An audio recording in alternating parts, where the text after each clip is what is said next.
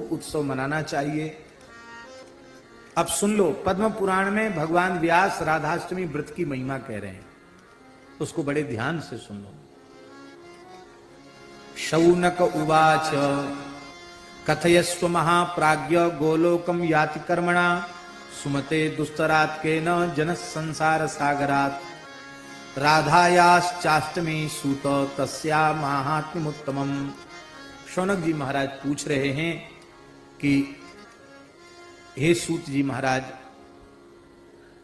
जीव के लिए गोलोक की प्राप्ति अति दुर्लभ है। वो अति दुर्लभ नित्य धाम गोलोक की प्राप्ति जीव को सुलभ कैसे हो, ये आप कृपा करके बताओ। इस दुस्तर संसार सागर से पार उतर करके और वो कैसे दिव्य धाम गोलोक की प्राप्ति करे, जहां पहुंचने के बाद फिर लौटकर कभी आना नहीं पड़ता है। उस परम धाम दिव्य धाम गोलोक धाम की प्राप्ति कैसे करे। सूत जी ने कहा, हे शौनकादि ऋषियों, आपने बहुत अच्छी बात पूछी। आपने जो प्रश्न किया है, यही प्रश्न एक बार देवर्षि नारद जी ने अपने पिताश्री ब्रह्मा जी से किया था। नारद उवाच, क्या कहा था नारद जी ने, बहुत ध्यान से सुने। ब्रह्मोवाच, नारद जी ने कहा, क्या कहा, पितामह महाप्राज्ञ सर्वशास्त्र विदांबर राधा जन्माष्टमी तात कथयस्व महाममाग्रतः। यही प्रश्न नारद जी ने ब्रह्मा जी से पूछा। तो ब्रह्मा जी ने कहा था, बेटा नारद, असार संसार सागर से, अपार दुस्तर भव सागर से पार उतरकर नित्य गोलोक को प्राप्त करके श्री राधा कृष्ण की नित्य सेवा प्राप्त करने का सबसे श्रेष्ठ और सबसे सरल साधन है भादों शुक्ल पक्ष की अष्टमी तिथि आने पर अत्यंत श्रद्धा पूर्वक श्री राधाष्टमी व्रत करें।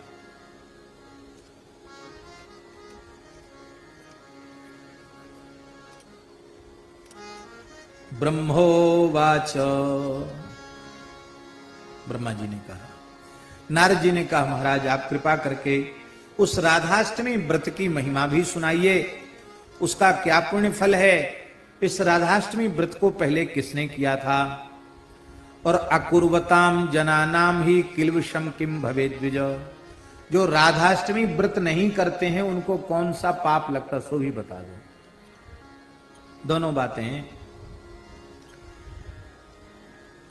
केनैव तु विधानेन कर्तव्यम तद्व्रतं कदा कस्मात् जाता च सा राधा तन्मे कथय मूलतः। हे भगवान, किस विधि से राधाष्टमी का व्रत करना चाहिए और वह राधा रानी प्रकट कैसे हुई, उनके प्राकट्य की बात भी बताओ। ब्रह्मोवाच, श्री ब्रह्मा जी महाराज कह रहे हैं, राधाष्टमी व्रतम राधा जन्माष्टमी वत्स शृणुस्व सुसमाहिता कथयामि समासेन समग्रम हरिणा विना। राधाष्टमी, राधा जन्माष्टमी के संबंध में हम तुम्हें सुना रहे हैं, तुम समाहित चित्त से सुनो। नारद जी कहते थे, महाराज विस्तार से सुनाओ। ब्रह्मा जी बोले, विस्तार से नहीं सुनाएंगे, समासेन, संक्षेप में सुनाएंगे। क्यों? भगवान के बिना राधा रानी के तत्व को और कोई दूसरा नहीं जान सकता। कोई दूसरा जान ही नहीं सके तो हम कहां से वर्णन करेंगे, संक्षेप में सुनाएंगे। कथितम तत्फुलम पुण्यम न शक्नोत्यपि नारद कोटि जन्मार्जितम पापम ब्रह्महत्यादिकम महत् कुर्वन्ति ये सकृत भक्त्या तेषाम नश्चित तत्क्षणात्। कहते हैं, इसके पुण्य का वर्णन करने की हमें सामर्थ्य नहीं है। करोड़ों जन्मों के ब्रह्म हत्या जैसे भयंकर पाप भी केवल एक बार श्रद्धा पूर्वक राधाष्टमी व्रत कर लें तो उनके उसी क्षण नष्ट हो जाते हैं। एकादश्या सहस्रेण यत् फलम लभते नरः राधा जन्माष्टमी पुण्यम तस्मात् छत गुणाधिकम। 1000 बार एकादशी करो। एकादशी माने एकादशी, कुछ न खावे पीवे, ऐसी निर्जल 1000 एकादशी करे और उन 1000 एकादशियों का पुण्य उसको 100 गुना कर दे, 1 लाख हो जाएगा। और कहते हैं एकादशी 1000 एकादशी, 1000 एकादशी को 100 गुना कर दो, माने 1 लक्ष्य, 1 सहस्त्र एकादशी करने का पुण्य उससे भी 1000 गुना पुण्य, 100 गुना पुण्य राधाष्टमी व्रत करने मात्र से प्राप्त हो जाता है। स्वर्ण दान की बड़ी महिमा है, पर सुमेरु पर्वत के समान कोई स्वर्ण दान करे उससे जो पुण्य होता वो केवल राधाष्टमी के व्रत से हो जाता है। सकृत राधाष्टमी कृत्वा तस्मात् शत गुणाधिकम। सुमेरु पर्वत के दान से 100 गुना पुण्य राधाष्टमी जन्म महोत्सव पर व्रत करने का है।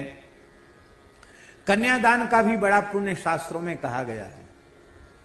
1 सहस्त्र कन्याओं का दान करे, 1000 अत्यंत अभावग्रस्त परिवार की कन्याओं का विधिवत विवाह करे, उससे जो पुण्य होगा वह पुण्य केवल एक बार राधाष्टमी व्रत कर लेने से हो जाता है। वृषभानुसुताष्टम्या तत्फलम प्राप्यते जनैः गंगादिषु च तीर्थेषु स्नात्वा तु यत् फलम भवेत् कृष्ण प्राण प्रियाष्टम्या फलम प्राप्नोति मानवः। गंगा आदि धरती की समस्त पवित्र नदियों में स्नान से जो पुण्य होता है उसका सैकड़ों गुना पुण्य केवल राधाष्टमी व्रत से हो जाता है। एतद् व्रतं तु यह पापी हेलया श्रद्धया पिवा करोति विष्णु सदनम गच्छेत कोटि कुलान्विता। कहते कोई पापी मनुष्य बहुत श्रद्धा नहीं है उसकी, पर उसके द्वारा हो गया ये व्रत, तो कहते वह अपने कुलों के सहित भगवान के धाम में जाने का अधिकारी हो जाता है। पुरा कृतयुगे वत्स वर नारी सुशोभना। पूर्व काल की बात है, सतयुग के समय में एक बड़ी सुंदर स्त्री थी, वर नारी सुशोभना, सुमध्या हरिणी नेत्रा शुभांगी चारुहासनी। बड़ी सुंदर मध्य भाग वाली, शुभांग वाली, पवित्र अंगों वाली, निर्दुष्ट अंग वाली और सुंदर हास्य वाली, हरिणी के समान नेत्र वाली एक बड़ी सुंदर सुकेशी चारुकर्णी, जो सुंदर केश और कर्ण वाली लीलावती नाम की एक परम दिव्य स्त्री थी, नारी थी। तया बहूनि पापानि कृतानि सुदृढ़ानि च। कई बार रूप भी हमारे पतन का कारण बन जाता है। उस स्त्री का वह उत्तम रूप, लीलावती नाम था उसका वह उत्तम रूप ही उसके पतन का कारण बन गया। उसने बहुत से पाप किए। एकदा साधना कांक्षी निस्तृत्य पुरुतस्वतः। देखो 12 बरस में घूरे के दिन भी बदलते हैं। आखिर पाप कर्म करते करते इसके मन में एक बार ग्लानि हो गई। मन में आया कि अरे हमने ठीक नहीं किया, कितना दुर्लभ शरीर भगवान ने हमको दिया और हमने मनमाने कर्म करके। थोड़ा वैराग्य जगा उसको, लीलावती को वैराग्य जगा तो अपने नगर से बाहर की ओर वो आई, अपने नगर से बाहर आई। साधन कोई ऋषि मुनि महात्मा से हमको साधन मिले इस इच्छा से आई। और वहां आकर के उसने क्या देखा कि कुछ महात्मा लोग, वैष्णव लोग एक मंदिर में राधाष्टमी उत्सव मना रहे हैं। राधा कृष्ण के विग्रह का स्वरूप का सुंदर दूध दही घृत पंचामृत से अभिषेक कर रहे हैं और बड़ा सुंदर कलश आदि रख करके सुंदर उत्सव मना रहे हैं। तो उसको बड़ा आश्चर्य हुआ, वो विचार करने लगे कि क्या, उसके लिए तो नया था ये क्या हो रहा है। राधाष्टमी व्रत परा, राधाष्टमी व्रत परा सुंदरे देवतालय गंध पुष्पैर धूप दीपै वस्त्रै नाना विधि फलैः। गंध पुष्प दीप अनेक प्रकार के फलों से भक्ति पूर्वक श्री राधा रानी के श्री विग्रह का, राधाया मूर्ति उत्तमाम लिखा है महाराज जी इस पर। इसलिए इस तिथि पर घर में राधा रानी का स्वरूप, ठाकुर जी का जो स्वरूप है, उनका जरूर पंचामृत से विधिवत अभिषेक कराना चाहिए। सुंदर श्रृंगार करना चाहिए, सुंदर भोग धराना चाहिए, और फिर इसके बाद बधाई उत्सव करने भी लिखा हुआ है। क्या करना चाहिए? केचिद गायंत नृत्यंती पठंति स्तवमुत्तमम, कुछ नाच रहे हैं, कुछ गा रहे हैं, कुछ बजा रहे हैं, कुछ सुंदर सुंदर स्तोत्रों से राधा रानी की स्तुति कर रहे हैं। ताल वेणु मृदंगाश्च वादयन्ति चिके मुदा, कोई ताल तबला बजा रहे हैं, कोई बांसुरी बजा रहे हैं, कोई मृदंग बजा रहे हैं। प्रसन्न होकर के ऐसे लोगों को देख करके वह पहुंची और अत्यंत विनयान्वित होकर के उसने प्रणाम किया और उसने पूछा कि आप क्या कर रहे हो, आप कृपा करके बताओ। उसकी बात सुन करके उन वैष्णवों ने कहा, तुम वैष्णवा व्रत तत्परा, व्रत तत्पर वैष्णवों ने कहा। उन वैष्णवों का एक नया नाम दिया है, राधा व्रति न ऊचुहु, राधा व्रति वैष्णव वे बोले कि हे देवी, भाद्रे मासिष्टाष्टम्याम जाता श्री राधिका यतः अष्टमी साध्य संप्राप्ताम कुर्वाम प्रयत्नतः। भादों के शुक्ल पक्ष में अष्टमी तिथि को श्री राधा रानी का जन्म हुआ है, इसलिए अत्यंत प्रयत्न पूर्वक हम लोग श्री राधाष्टमी व्रत कर रहे हैं, राधा जी का उत्सव मना रहे हैं। और देखो देवी, गोघात जनितम पापम स्तेयजम ब्रह्म घातजम परस्त्री हरणा चैव तथा च गुरुतल्पगम विश्वासघातम चैव स्त्री हत्या जनितम तथा एतान्नाश्यन्त्यासु कृतायाश्चाष्टमी नृणाम। देखो देवी, किसी से जाने अनजाने गोवध का पाप हो गया हो, चोरी हो गई हो, ब्रह्म हत्या हो गई हो, परस्त्री हरण का पाप लग गया हो, गुरुस्त्री गमन का पाप, गुरु तल्प गमन का पाप लगा हो, विश्वासघात का पाप लगा हो, स्त्री हत्या का पाप लगा। महाराज स्त्री हत्या के लिए लिखा है स्कंद पुराण में पांडे जी, 100 ब्रह्म हत्या के बराबर एक स्त्री की हत्या का पाप है। तो स्त्री हत्या का पाप भी नष्ट हो जाता है। ऐसे जो भयंकर भयंकर पाप हैं, ये भयंकर पाप भी उसके नष्ट हो जाते हैं जो श्रद्धा पूर्वक श्री राधाष्टमी व्रत को करता है।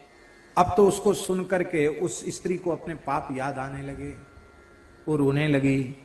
उसने कहा, महात्माओं, मैंने तो बहुत पाप किए, मेरा रूप ही मेरे विनाश का कारण बन गया, अब मेरे ऊपर भी कृपा करो कि मेरे ये सारे पाप नष्ट हो जाए, मेरा कल्याण हो जाए। तब उन वैष्णवों ने कहा, राधा व्रतियों ने कहा कि देवी दुख मत करो, श्री कृष्ण पतित पावन है, राधा रानी पतित पावनी है, वे तुम्हारे ऊपर कृपा करेंगी, तुम श्रद्धा पूर्वक राधाष्टमी व्रत करो। अब तो प्रसन्न होकर उसने कहा कि मैं अवश्य राधाष्टमी व्रत करूंगी। तत्रैव व्रतवि सार्धं कृत्वा सा व्रतमुत्तमम्। अभी उसने कुछ खाया पिया तो था ही नहीं, उसने निश्चय कर लिया और उनके साथ ही वो व्रत करने लगी। संयोग की बात थी, वो व्रत करके लौट रही थी, उसी समय एक सर्प पर पैर पड़ गया। कोबरा काला सांप था, पैर पड़ गया और उसने उसको डस लिया और उससे वो मर गई। यमराज के दूत आए और उसको फंदा में डाल करके ले जाने लगे लीलावती को। पास मुदगर पाणया, उनके हाथ में काल पास, डंडा, मुदगर सब थे उनके हाथ में। और महाराज जैसे ही वे उसको यमराज के यहाँ ले जाना चाहते थे, उसी समय भगवान के पार्षद शंख चक्र गदा पद्मधारी 4 भुजा वाले भगवान के पार्षद प्रकट हो गए। दिव्य स्वर्ण में विमानों में बैठ करके महाराज जी आए थे। उन्होंने चक्र धाराओं से पास के टुकड़े टुकड़े कर दिए और उसको प्रेम से उसको विमान में रथ में बिठा लिया। एक रथ लेके आए थे, उसको बिठा लिया और वे बड़े प्रेम से गोलोक धाम उसको ले गए। निन्युर्विष्णुम पुरुम तेच गोलोकाख्यम मनोहरम, गोलोक धाम उसको ले गए। कृष्णेन राधया तत्र स्थिता व्रत प्रसादतः राधाष्टमी व्रतम तातो यो न कुर्याच मूढ़धि। तो देखो सूत जी महाराज कह रहे हैं, देखो ऋषियों, वो लीलावती जिसको नरक जाना था, वो एक बार जीवन में व्रत उससे बन गया और उसकी महिमा से वो नित्य गोलोक की अधिकारिणी हो गई। इसलिए राधा कृष्ण की सेवा उसे नित्य गोलोक में प्राप्त हो गई। इसलिए जो राधाष्टमी व्रत नहीं करता है वो मूढ़ मनुष्य है। नरकान निष्कृतिर नास्ति कोटि कल्प शतैरपि, तो करोड़ों कल्पों तक भी नरक से उसका उद्धार नहीं होगा। और स्त्रियश्च यान कुर्वन्ति व्रत में तच्छुभ प्रदम, जो पुरुष नहीं करते उनको ये पाप लगता है, जो स्त्रियां नहीं करती उनको भी यही पाप लगता है। ये इस व्रत को करने से श्री कृष्ण प्रसन्न हो जाते हैं, राधा रानी प्रसन्न हो जाती हैं, सारे पाप नष्ट हो जाते हैं और अंत में भगवान के नित्य धाम को प्राप्त करता है। और जो नहीं करता उसको यमराज के यहाँ जाना पड़ता है। बोलो भक्तवत्सल भगवान की जय। राधाष्टमी की कथा जो श्रद्धा पूर्वक सुनता है वो संपूर्ण पापों से मुक्त होकर के भगवान के धाम में पहुंचने का अधिकारी हो जाता है। सर्व पाप विनिर्मुक्तश्चान्ते याति हरेर गृहम। बोलो राधा रानी की जय।